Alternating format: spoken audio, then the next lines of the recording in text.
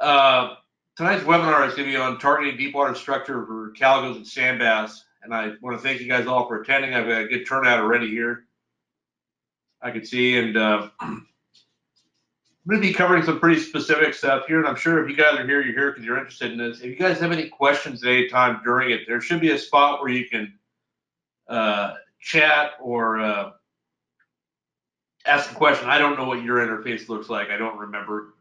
But if someone who's on here could type something into one of those, just say, hey, I'm here or whatever, so I can see where it comes up, I'll make sure and watch that for. Okay, there we go. Thank you, Ryan. I got you. Okay, so and thanks everybody for that's typed in here. I am not Tom Branch. That is the my boss at Navionics, whose login I have. So as I go along here, if you guys have a question that you need answered, you can feel free to chime in at any time. And through that, typing it in, I may not answer it the second you ask it, but I will keep an eye on this and be able to answer questions before I move on to the next subject. So without further ado here, I'm going to get started. Let me go over a couple other things. This webinar is probably going to last the better part of an hour. I'm going to have some time at the end to ask questions. If you have a question in the meantime, go ahead and give me a heads up. And Justin, don't use the raise your hand thing because I don't pay attention to that. So just use the just type something in if you got it. I lost my train of thought. Oh, anyway, so yeah, it's gonna be probably talk for 40 minutes or so, answer questions as I go. I've got quite a bit of stuff to cover. I love the shiny bald spot on my head from the camera or the light. It's wonderful. Big bald's a wonderful thing. If at any time during the webinar I fall out of my chair or start screaming, I threw my back out yesterday. I've been dealing with it. It's okay right now, but it's been flaring up, so you'll know what's going on if that's happened. So don't bother calling 911. And finally, my wife is getting ready to come home, and I have 4 dogs ready to greet her in the other room. So if you hear loud barking, that's exactly what that is, and I apologize for it in advance. So let's get started. So when talking about deep water structure fishing, we're basically looking at any structure that you're fishing that doesn't have kelp going to the surface or isn't something that you're casting to along the shoreline. This is basically 3 different types. You have standalone structure, which can be a wreck, an isolated rock, or series small area of rocks in open water. A network structure, which could be, it is always pretty much here in Southern California, artificial reefs, which are placed on hard bottom. Just to be clear, when they build artificial reefs, they build them on areas of shale, because if they built them over sand, the next big west swell that came through would bury the rocks because it would just push sand over. And that's one of the problems we have with our wrecks and isolated rocks, is if there's a big swell coming through for a few days, those spots will get buried under a ton of silt and not bite at all. So basically, all of the artificial reefs are built over expanses of hard bottom. And the reason I talk about it as a network is due to the hard bottom, all of them are connected. So while the reefs themselves have relief, the hard bottom is as much a part of the fishing picture as the reefs themselves are. And the final thing is what I call superstructure, for lack of a better term. These are huge areas. This is the Newport Pipe, which stretches miles. This is the Imperial Beach Pipe. This is the Horseshoe Kelp. This is Point Loma. These are huge areas of structure that are all tied in together. And the reason they're separate from network structures is because network structures are small and defined, and the fish are going to be somewhere within that binding, and it's easy enough to break down these pieces of superstructure. These fish could be several miles from where they were the previous time you fished. And that just may sound crazy, but they're not isolated to a spot or a series of spots. They're using an entire stretched coastline as home. So finding fish there becomes a little different than it would be just pulling up to a wreck that you normally fish outside of the harbor. I'm going to start with a standalone structure because it's the easiest to talk about. This is the Navionics app, and it's showing a wreck, and you can see the wreck symbol there on the right-hand side. And basically what that is anywhere you see that little mark on your Navionics app or on your chart, you can click on that and it'll tell you what's going on there. So to do that, you click on the, you just put your cursor over it.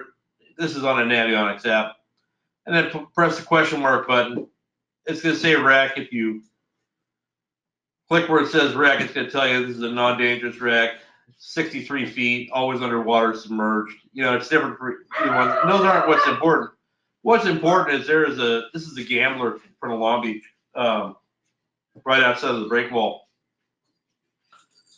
This is a big spot, and you can see this contour line drawn around it is actually the extent of the wreck, where it comes up, whatever feet of relief it has. It's an old gambling ship that's mostly wood, and it's deteriorated a lot, but there's still enough of it spread out. If you have side imaging or down imaging on your fish finder, you can actually drive along and see the wreck on the bottom. I keep meaning to go out there and shoot a video of what it looks like, but I never think to when I'm out there. So you have a full crosshair to show you what I'm talking about. But this spot and many other like it along the coast, most of which are listed on the, if you go to the sonar charts on your Navionics chip, the most detailed high depth contour information, it's going to have the wrecks. And if you look for this wreck symbol, which is on the right hand side, you can click on that and it'll tell you. So if you're in a new area, you're looking for a place to fish, anywhere that there's a wreck symbol, there's likely a wreck there. And these spots fish very differently than any of the others because this is a bunch of sand, all sand, or it could be hard bottom or whatever, but not specifically featured hard bottom. And there are fish that live here, but they only live on that wreck. So this is a spot that could be 10 feet across, could be 200 feet long by 20 feet wide. But if there are fish there, they are either going to be biting or not biting, and there's not going to be any differentiation. You know, if you can, it's not like, hey, I'm going to go to the other end of this wreck and they're going to be biting. No, these fish are not. They're there. They're living there. They're feeding. They're not feeding. End of story. That could be a big rock. It could be a wreck.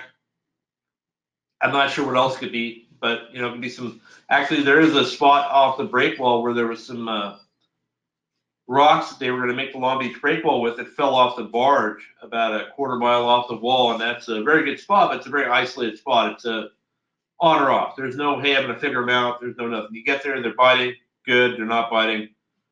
You need to move on because it's not going to happen.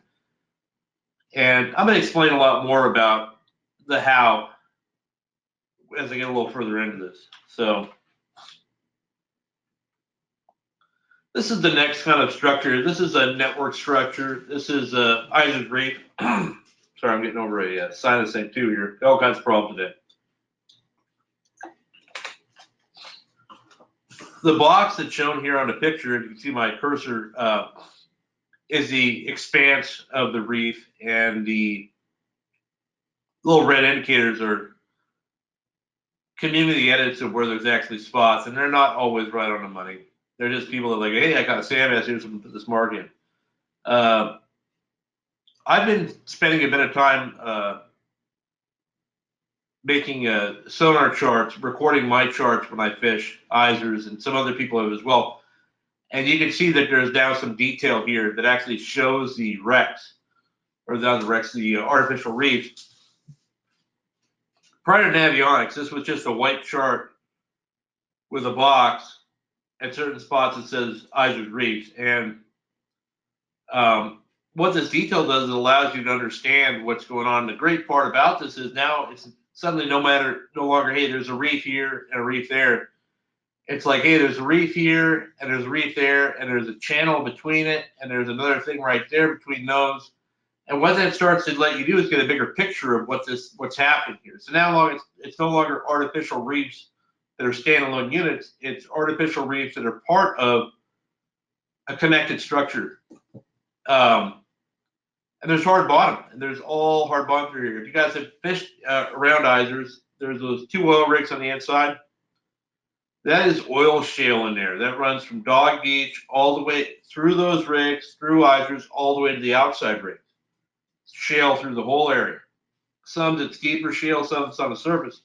where they built Isers was used to be called Sunset Beach or Huntington Beach Hard Bottom. Big area of shale right there, and there's shale around it. So these spots, and it's important to know that because that connects all these spots. Now they're no longer spots that, hey, there's 20 artificial reefs within a mile of each other. Now it's a mile-long stretch of fishable water because the fish are not holding onto reefs. They are living around these reefs. I'm going to get into a lot more of this a little bit later on. But by looking at the chart here, you can see that there's batches of reefs here. And in every artificial reef I've seen, there's at least 2 or 3 levels of depth they do. Down in San Diego, there's a line shallow, a line a little deeper, and a line a little deeper than that. Same in Santa Monica. Isers kind of does that too. This is the inside reef, this is the middle reef, and this is the deeper reef. It goes from, I think, like 60-something feet of water to about 100 at the deeps, high 90s. And those fish don't just live at 60 feet or 100 feet. They're the same fish. They go back and forth between these. And that's something to keep in mind. You know, there are no spots in a network structure that's, oh, this is the spot I go and catch big ones. Because the big ones you catch here in this corner today might be out at that corner tomorrow, depending on conditions. So that's when reading conditions and reading bait and everything else becomes a lot more important. So I'm just checking. I don't have any. Okay, I'm getting.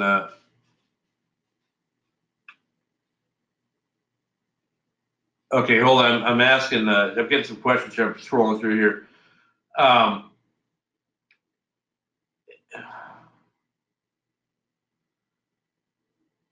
The new Garmin has most of the. I have a question about this. The preloaded Rex included on the new Garmin Echo series. Yes. The G2 charts are now working the same as the Navionics, and they have a lot of the same functions, so they should be on there. Ryan, that in answer to your question. I had a question about. Okay, yeah, I see what you have to say there, Ramon. I'm going to try and include that. You know, I had a question: how does this bass fishing relate to other stuff that you do, be it yellowtail or white sea bass? All of these fish relate to bait fish and schools of bait fish. I'm going to talk about that a little bit more. So we can, if you'll bear with me here, Ramon, I will get to some more detail on that. All right. So we'll talk about the network structure. Okay. So I talked about hard bottom. What is hard bottom? Hard bottom is something that's not sand. It's usually zero relief. It's not something you can mark on your up and down fish finder, except with maybe slightly thicker line. But this image that I took of my fish finder at the I don't know what they're called. They're the artificial reefs in front of Mission Bay, just north of the harbor there before you get to the La Jolla closure. What you see here, this pattern of white on the right-hand side of the screen, that's actually hard bottom. And the darker is soft bottom. So basically, the way my side imaging is set up, and there's different ways to have your color palette, the harder it is, the lighter the color it is. And the taller it is, the more dark area there is behind it, which would be a shadow. So basically, as your side imaging is projecting away from the boat, it's getting feedback from the bottom. So I'm out to 180 feet right here on each side of the boat. So the center line here is my boat, going out to 180 feet on each side of the boat. So I'm scanning 360 feet of water, linear feet away from the boat as I'm driving along. What's important to understand with the side imaging is that it flattens, it's shooting a pie shape, basically from the surface down to the bottom and out 180 feet. And it's taking all that imaging, compressing it down into 2 dimensions to project to you. So what you're seeing is how far everything is away from the boat is correct, but it doesn't tell you how far up off the bottom things are. So for example, the bottom here, I'm at 43 feet of water. It falls right about to 45 foot. So it goes 45, 90, whatever, 180. At 45 feet, that is the bottom depth, but that bottom is also, the bottom I'm seeing at 45 feet is actually 45 feet away from my boat, if that makes sense. So it's not looking straight down, that's an angle down and out. And that's one of the trickiest things that people figure out about or use to understand side imaging, is that this line does not necessarily represent what you're seeing. This line represents what you're seeing from 45 feet away from the boat to 180 feet away from the boat. The open water is showing what's between 0 and 45 feet away from your boat. You can see there's a couple of little bait balls here scattered around. Those are somewhere in the column. If they were further than 45 feet away from your boat, you would not see them because they would be over this bottom. And unless it's a big bait ball, which would throw a shadow, which would be a dark spot behind the light spot. I think I have an image of that here in a minute. But learning how to read this is the most important part. Oops, sorry. Anyway, talking about the hard bottom. This hard bottom is, before there were artificial reefs, there was life there. There were bass, there was bait fish aggregating there. Even non-relief structure offers structure because things grow on rock, coral, fans, different stuff like that. That attracts bait fish, that attracts bass, basically. So the advantage of these reefs being built on this hard bottom is it expands this out. You can see on the left-hand side, all these boxes are actual pieces of structure that I've marked, and I have it out of the 1,000 feet. So they're a lot more spaced out than they look in the picture here. But there's 3 lines of reef, and actually when they made those reefs, they put 2 piles of rocks, probably 100, 200 feet apart from each other. In other words, so you see you have little groups in there. By understanding that, hey, these things are in a line, you can zigzag, but you can see how my boat's kind of circling around and going in. I'm not going rock to rock. I'm looking around for bait schools, what I'm doing. And something I can see here, this area right here, this looks a lot like bait, but that's not. That's me crossing my prop wash right there. So you need to learn how to relate stuff like that. So this is a good lesson for you guys that are trying to figure out how to use side imaging better. This area, just above the water temp, I don't know if I could draw something on it or not, but this shows something high in the water column. But what that is that's simply my prop wash. So basically, from where I made that circle across my own chart to there is that distance on my side imaging, and that's important to pay attention to on your boat so that you can tell how far away you are from what you marked before. I know that this sounds convoluted and difficult to understand, but if you get out there and play with it a little bit, it's not as difficult to figure out as you would think. Getting back to these artificial reefs, so I get a lot of questions like, what does an artificial reef look like exactly? Well, it looks like almost nothing. This is it right here. This is a tiny, tiny pile of rocks. This is probably 40 or 50 feet long and a circle. They pull up with a barge with a bulldozer on it, a bunch of rock or telephone poles or whatever, and they dump it off into a pot.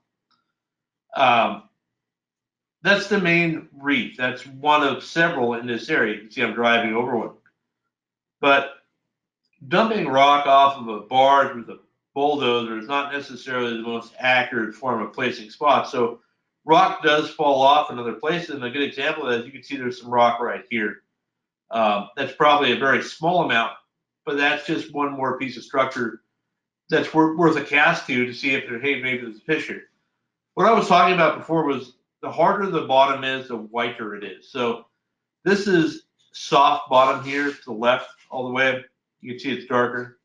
This is hard bottom, so that's sand, that's shale.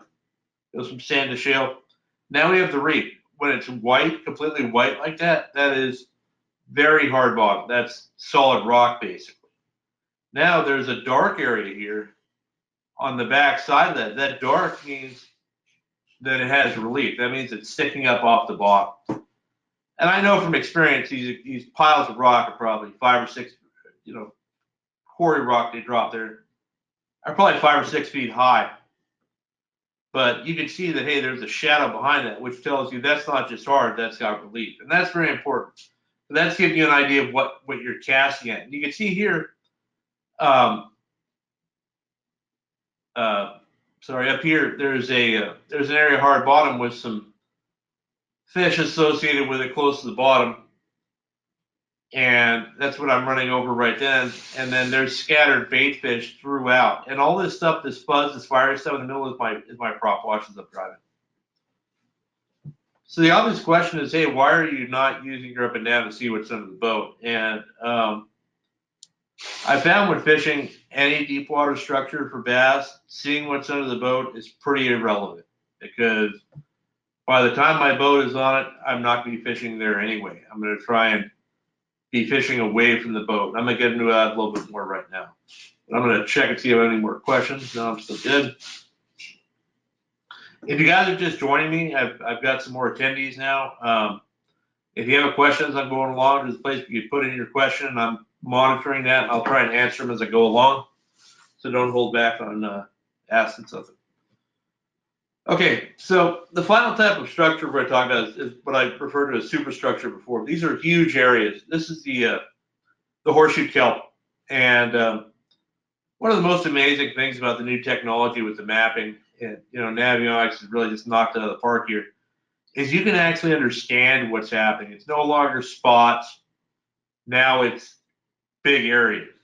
And this is the horseshoe kelp, and you can see it comes out here from Point Furman, runs along there's Point Furman Canyon, runs all the way out to basically just out here's the 150, and it goes back in through there. It's a big finger, and basically it's an extension of Palos Verdes that continues out into deeper water.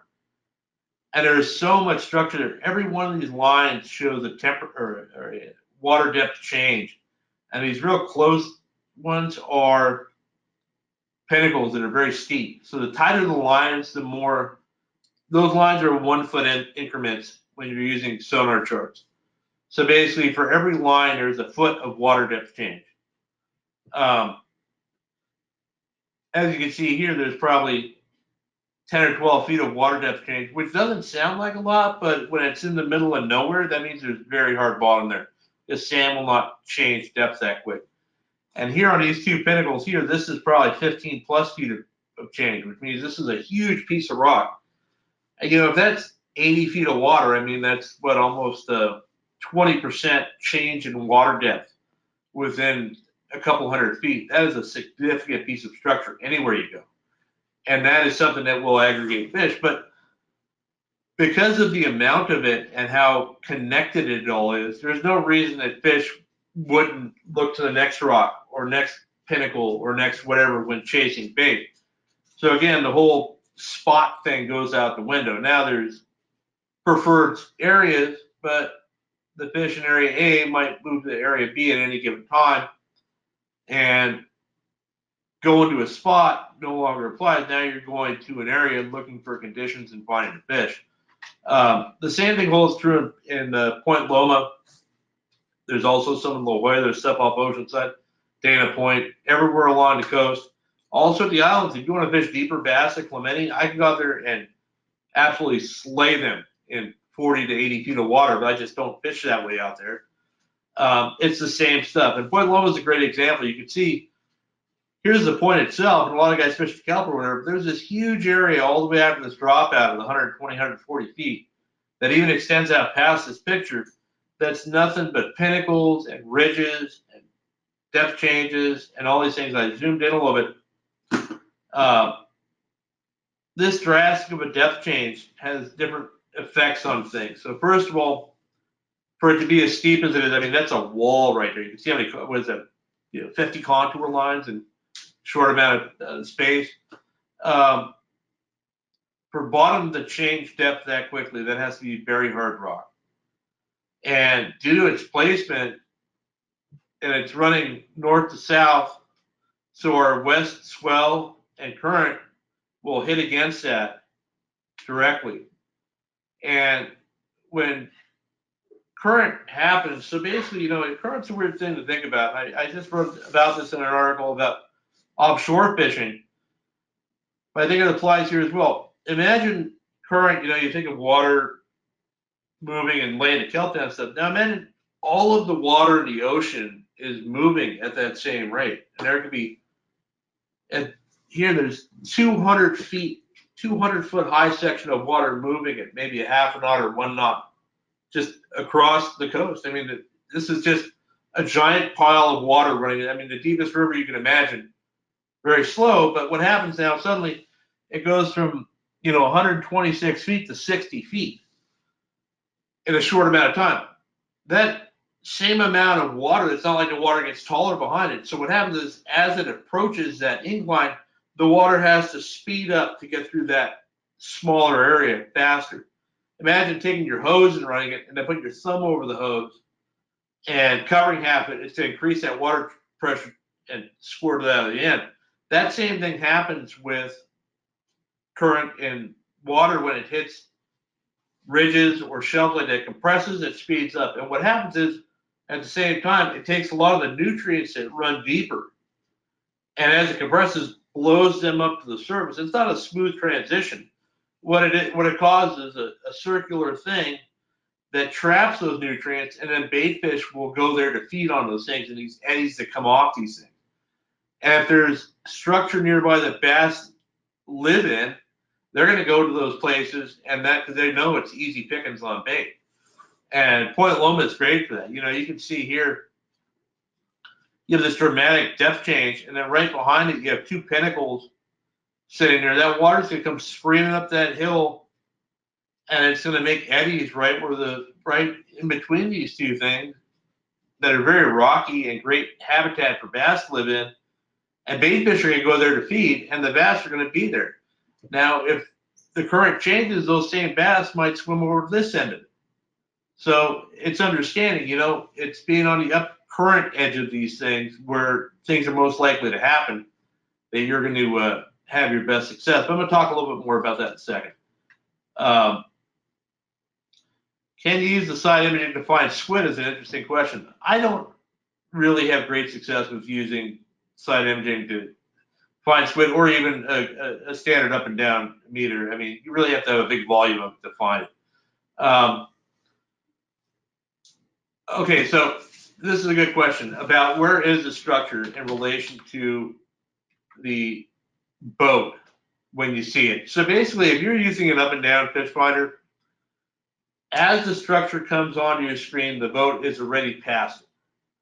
If you're using a side imaging fish finder, the structure is behind your boat and to the sides.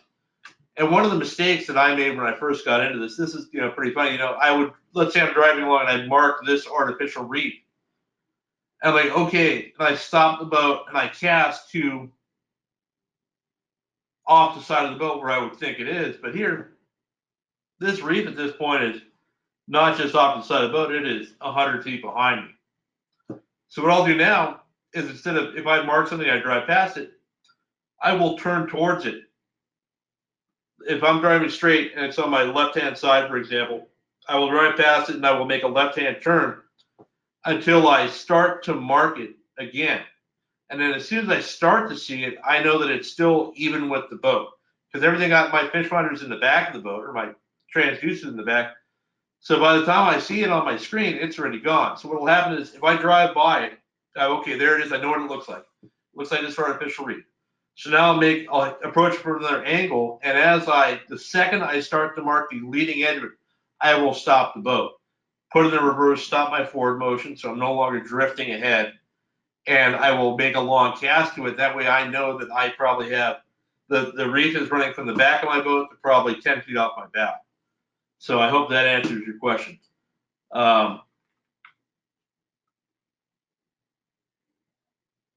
Okay, so somebody asked if their Navionics card has been in their boat for 2 years. Should they plug it? You absolutely should. They are constantly updating stuff. There is, so let's talk really quick about how this Navionics sonar charts work.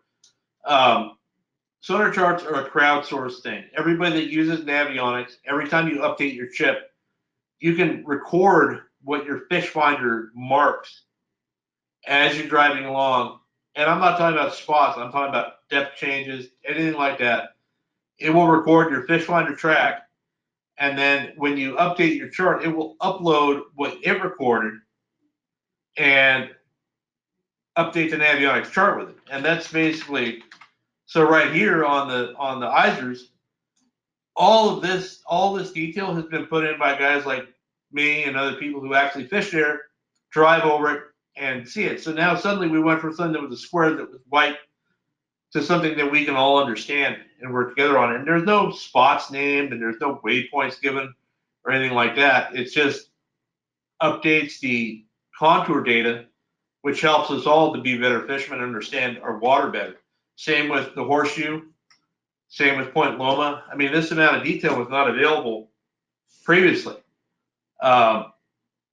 You can look at any of your old government charts or even your, whatever charts you were running 10 years ago, and there is not a hint of this data. I mean, I was able to go to Point Loma and fish water I've never fished before, and within an hour be fishing at top efficiency, just by being able to look at where I'm catching fish, what I'm seeing, where there's other structure types like that nearby. So it's really pretty remarkable. Now, talking about what you're seeing, this is a great example. I ran my up and down meter in this photo, which I don't normally. This is my old Humminbird gimbal I don't have anymore, to show what we're actually looking at. If you were on your up and down meter only, and I know this kind of coverage, you see this giant ball, which looks like bass, bait, and everything else. And on your side imaging, you can see the rock here. And I'm actually driving over the top part of the rock and this line coming off, and you're like, oh man, there's so much fish here, I don't even know what to do. This should be wide open. Well, this is a red herring. This is not something you want to stop your boat on. This is just absolute garbage. So I've been dropping a GoPro down on a lot of my rocks and wrecks just to see what these things actually look like. This is one of the ones off San Diego. Those fish you're marking, that's 8 million blacksmith perch, about 50 sheephead, some sargo, other wrasses and nonsense, blue perch, the occasional calico bass. But you don't need to see any of that stuff to catch fish. You're not fishing for this stuff. And by the way, sheephead love GoPro cameras. When you catch sheephead, drop a GoPro camera down and put a strip of squid in front of them to catch all you want, because they come up there hitting the camera. I mean, they'll drop the thing down. It's got a red flashing light. And a sheephead will aggressively hit the camera. I've got a bunch of blurry photos of them doing it. But, yeah, I have a real quick question. The difference between Navionics Plus and Platinum. Navionics Plus regions only covers certain areas. The Platinum covers the whole country. I like the regions because I don't need a bunch of data for places I'm not going. If you get the Navionics West card, it'll give you all the data you want. If you fish in Mexico a lot, you get the Platinum.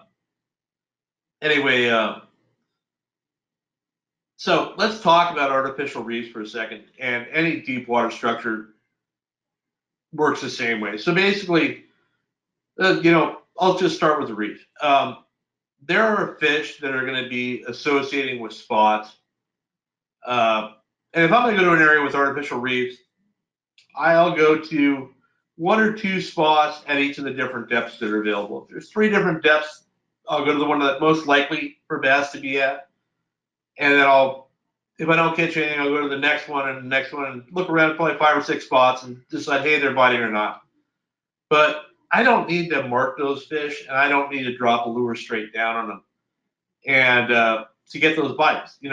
I can say, hey, this spot, using my side imaging, this spot is, I drove past it. It was 50 feet off the side of my boat. I turned my boat at a right angle to it, or a left angle, a 90-degree angle, and I marked it again. Now I know this spot is 50 feet away from the boat. I'll bomb a cast out 50 feet and see if I get bit on a sink or see if I get bit presenting my lure.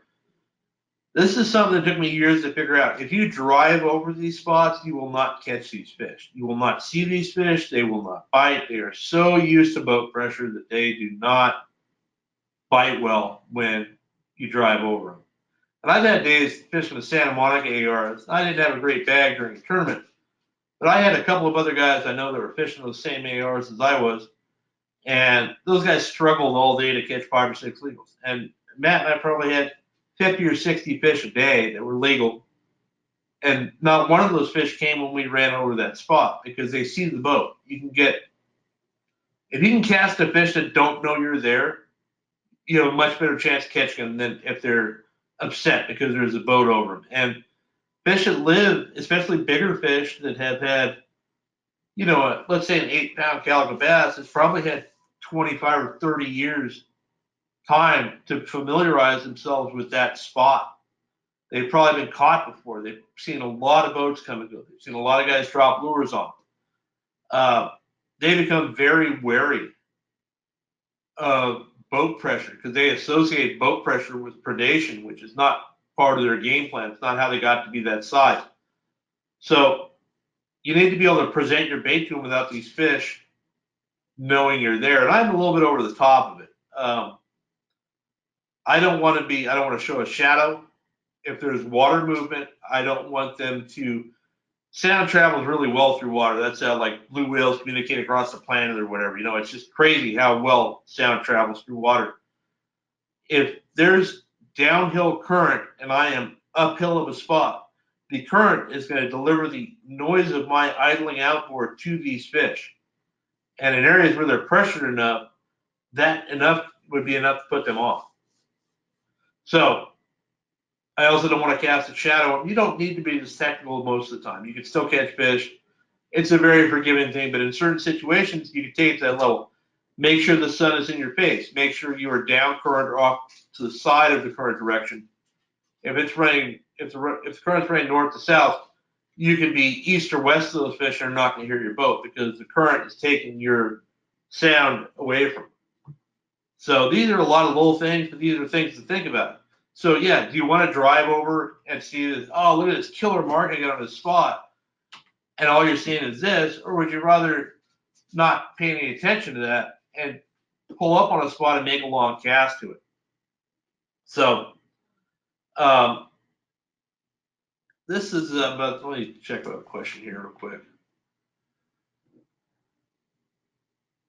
I have a question about the old Raymarine A65. I don't know that there's a new Navionics update for that. I've got a question.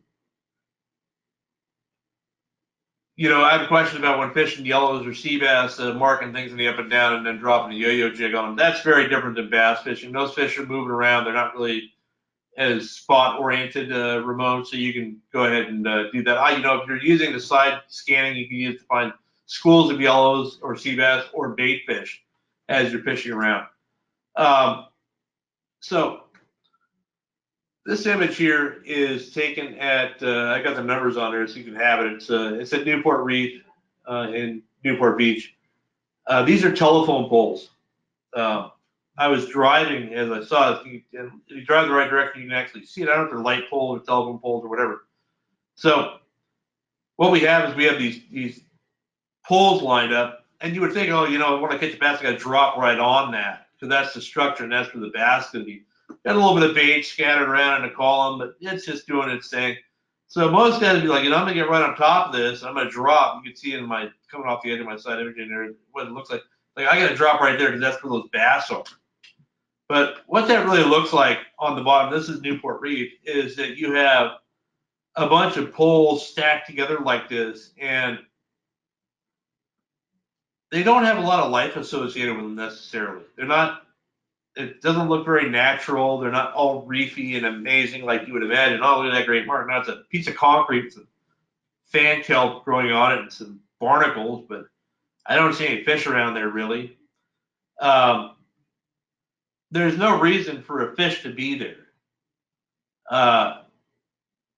There's the fish associate with it, but they don't necessarily need to be sitting right on top of that because they don't need to go there. They might hide there to catch ambush bait or whatever, but more often than not, a lot of that structure doesn't really have a lot going on.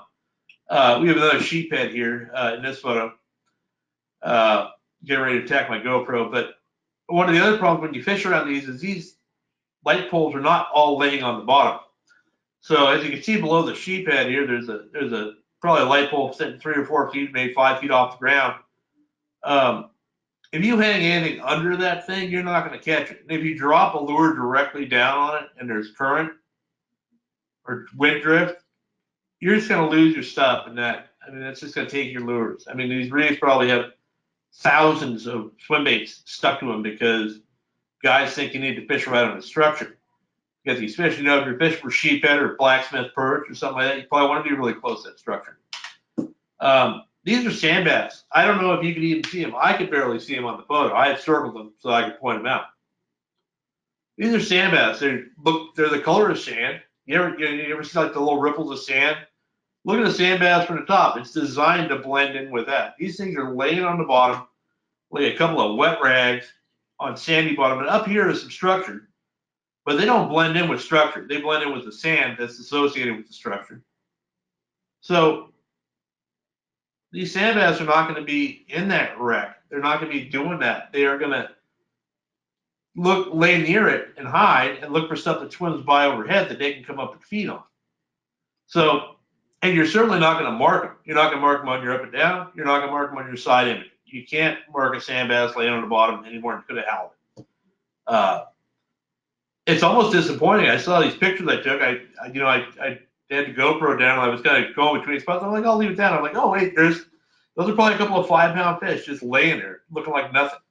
And hey, good for them, but not good for you if you're concentrating your effort on these actual spots. So basically, what you need to do is say, hey, I'm not fishing a piece of structure where I need to have contact with it because the biggest bass I want to catch might be 20 feet away from it or 5 feet away from it, laying in the sand, looking up, watching for bait schools to come and land, or that can come up and feed on.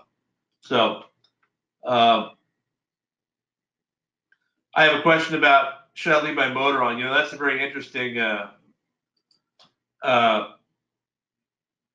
question. I have a 4-stroke. I never turn my motor off. If you got a 2-stroke, you turn it off so you don't build up carbon. But bass,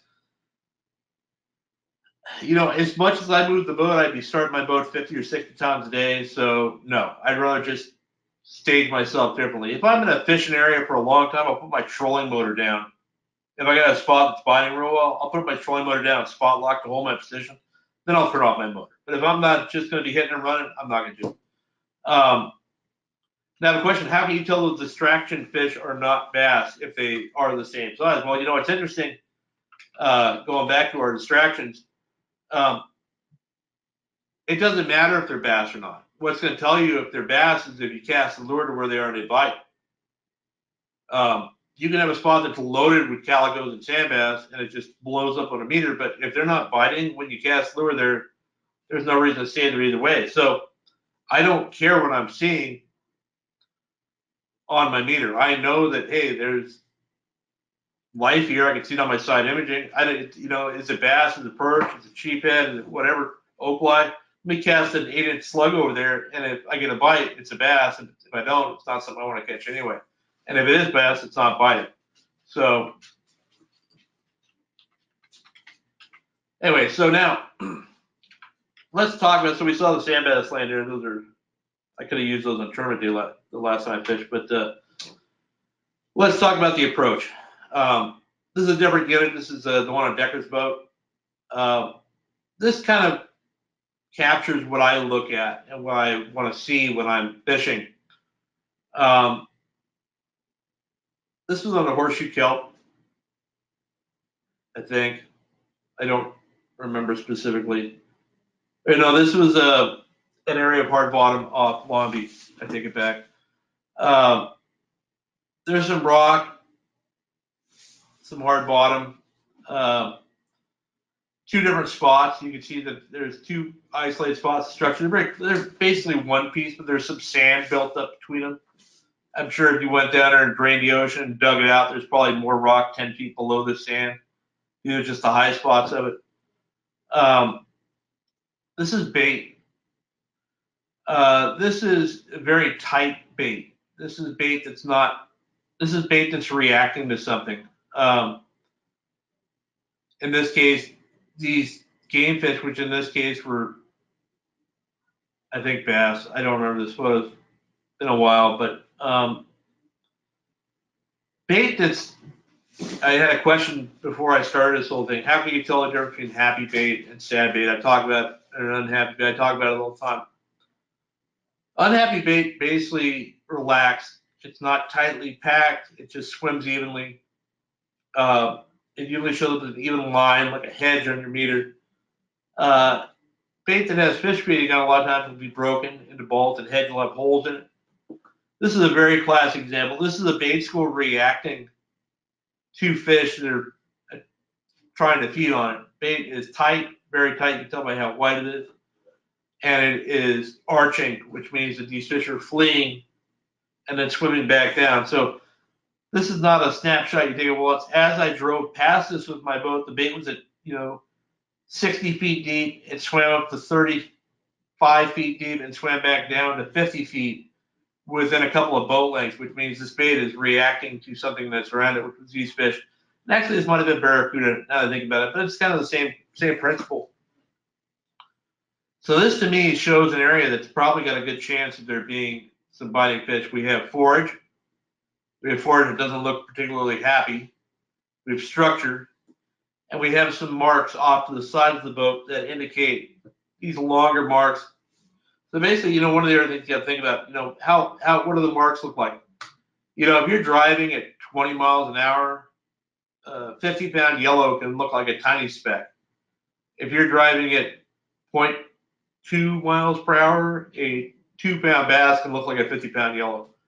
So I wouldn't give too much credit to that. And also, if the fish are swimming in the same direction you're swimming in, the marks, or you're driving, the marks get a lot longer.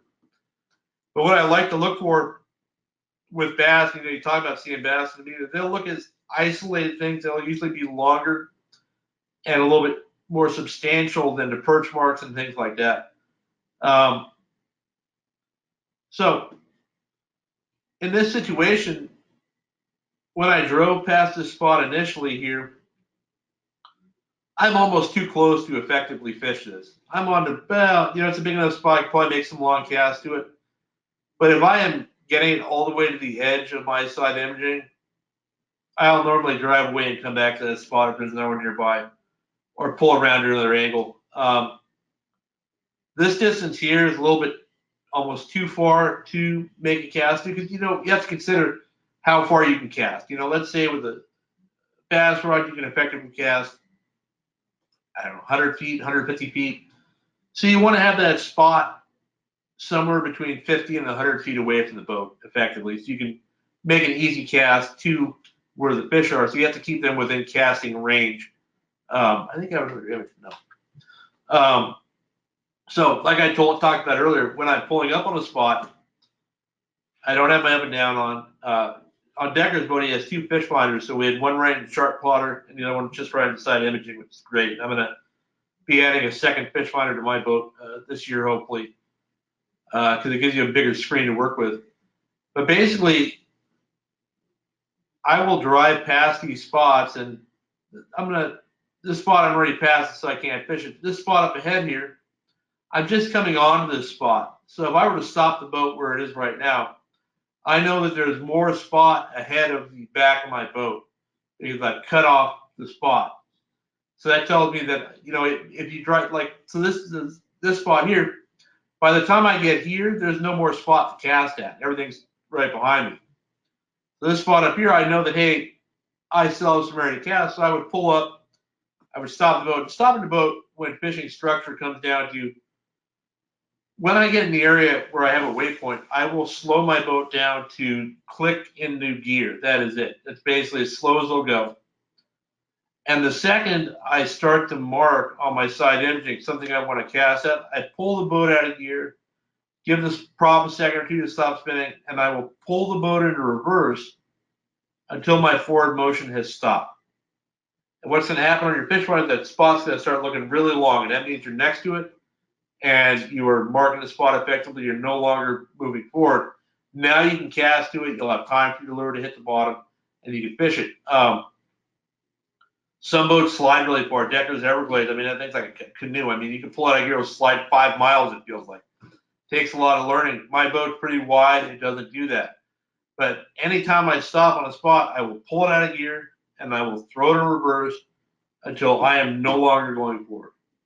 And since I usually have Matt on the boat with me or Decker or whoever, and they're already casting on the spot, I will watch their line to make sure it's no longer going behind us, but it's actually going straight away from the boat. Then I will pull the boat out of gear and I will cast to the spot as well. Casting these spots, I have one lure I fish, and I'm going to go to my my camera here. Oops, I don't know how to do this now. I'm hoping that you guys can see me, but this is an 8-inch MC slug. This is a 1-ounce VMC boxer head. This is the only lure you need to catch deep water sand bass or calicos year round. I don't care where you're fishing. I don't care what the water temp is. I don't care what you think the fish are doing. 51-degree water, 78-degree water, they will bite this lure. The advantage of this, and one of the reasons I fish it, is the reaction bite. A lot of guys like fishing a swim bait or a jig or the hookup bait type jigs or whatever. Those all work, and some of them work fantastic, but they're very boring to fish, and I don't have a good time fishing them at all. So what I do is I fish this slug, and Corey makes several sizes from 5-inch to 8-inch. The 8-inch is the only way to go for me, and this is the only color I fish. It's gold belly with a green top, yellow head, and I use a piece of wire, a bent over piece of single strand wire is pulled out of there to secure the bait to the lead head. I made a video of it on YouTube. You can look it up. There's a barb here, a double barb. And basically what you do is you put that piece of wire right in front of that. I'm going to show you here real quick. Right in front of that double barb. Sorry. Through the bait and pitch around that barb, and then that bait will not slide off there. No matter how many bass tug on it, they can pull all they want, and the bait is not going to come off the bag. They will be jerking on it, and everything's there. And the reason you need that is because a lot of times these bass don't get the hook on the first bite or 2 or 3 bites. If you don't have that bait will slide down the lead head, and then you're fishing like this, and bass don't like that. So if you keep that piece of wire on there, you jerk it away from that bass or it comes off. You can drop it back in preschool and catch another. I've had days where I've caught 40 or 50 bass on one of these baits. I'm sure the Corey doesn't like that I'm getting that much life out of his lures because he wants to sell more, but a piece of a wire that's a single strand, stainless fishing wire, like 90-pound or whatever. So this bait, I'm hoping you guys can see me. I'm sure you guys would tell me to cut, right? I don't use super glue. I use wire. Super glue fails eventually. Wire never fails. I mean, I've had these things so torn up, there's like that much plastic still connecting it to the lead head, and it will not fall off. Presenting these baits, this is I brought a rod and reel. This is not, just to show you here because it's presenting this bait, people don't get it. What I'm doing is I'm making a long cast to wherever the structure is, and I'm letting the bait sink completely in free spool. I'm really hoping I'm going to get a bite on the way down. I turn around here so we get the real handle of the picture. If I don't get a bite on the way down, I'm going to retrieve the bait up a certain distance and drop it back in the free spool and sink it on a slack line. You have to wind the bait very fast to get a bite on it. And when I say very fast, I'm talking that fast. Middle of winter, that fast. I mean, as fast as you can turn the handle and then throw it in the free spool. And 90% of your bites, the second you throw it in the free spool, is good. Zip a bunch of line off, you're going to stick it. I mean, you can't wind too fast. This is a 7-to-1 reel, thick.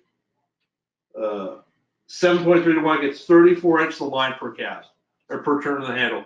And I cannot wind this thing fast. It's a Revo Beast 40 high speed, 50-pound braid, a fairly heavy action graphite rod. This is a Rain Shadow Revelation 710H, 40-pound fluorocarbon leader, and this bait. You cast it out, sleds in the bottom, high stick, burn it, immediately free spool, slack line, hits the bottom, same thing, free spool again. And as you're doing it, you make a long cast, and you're getting a little bit closer every time you do it.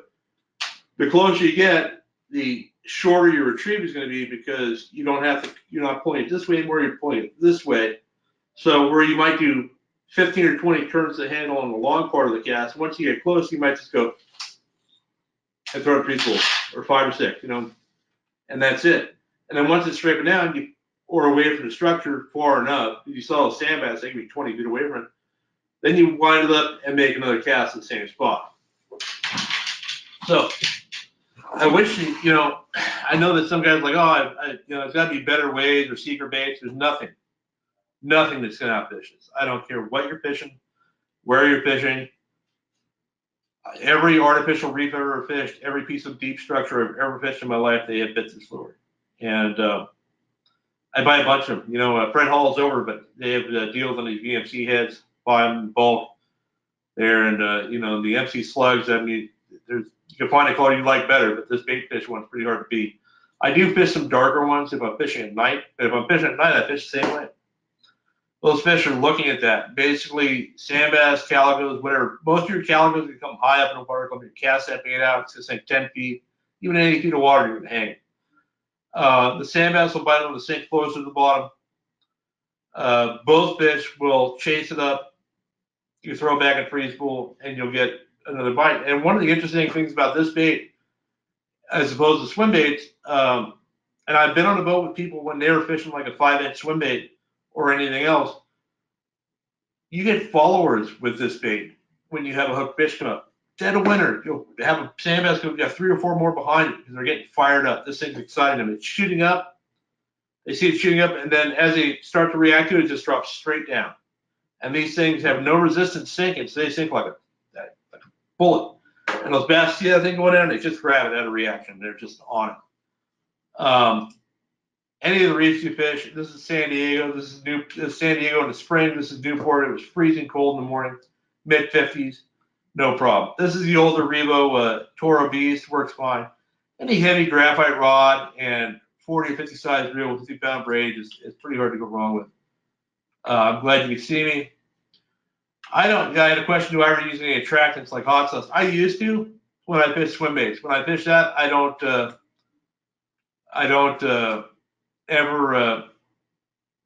ever use any attractant. This is 100% a reaction bite. These fish are seeing this lure and they're responding to it.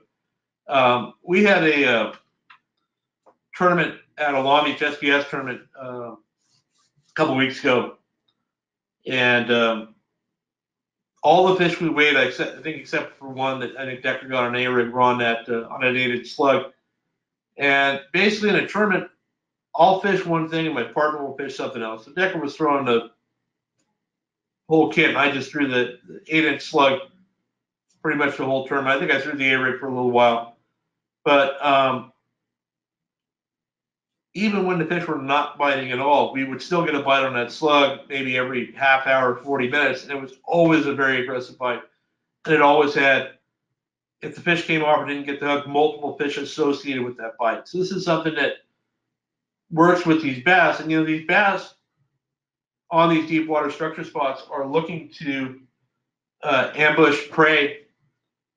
So you want to look for that bait, because this lure represents a bait, and you have to go somewhere where there's bait around. So if you pull up and there's no signs of life, there's no marks, there's no bait fish, there's no nothing, you're not getting any bites on this aggressive lure, go look for an area there is and just figure out, hey, where's there other structure like this? Where's there other things that I can go and expand on what I'm doing here?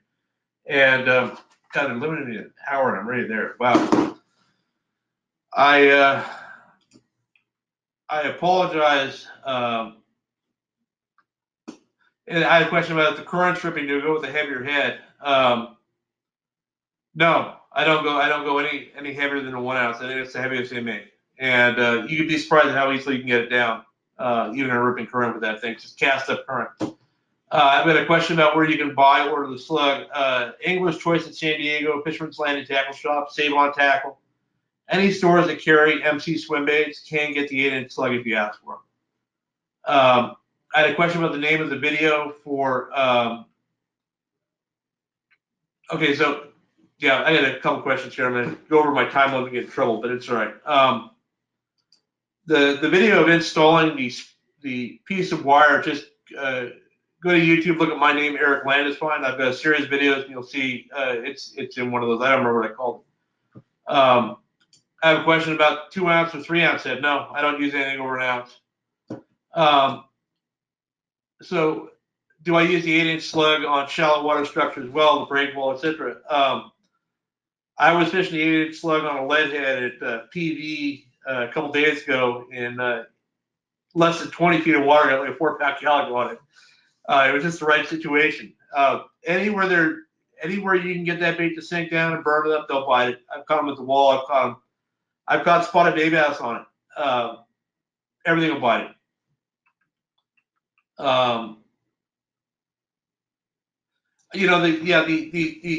Hey Gary, thanks for the question. The action of the slug is fairly similar to the tube when it's dropping. The difference is that the tube has the lead head slightly further back and tends to do more of a circular drop. At least in my experience, it's more of a looping kind of fall, where the slug tends to just dart in a direction and fall off at an angle because it's got all of its weight completely forward. And I think they get bitten the same way, and I think the tube and the slug are very similar baits in that way.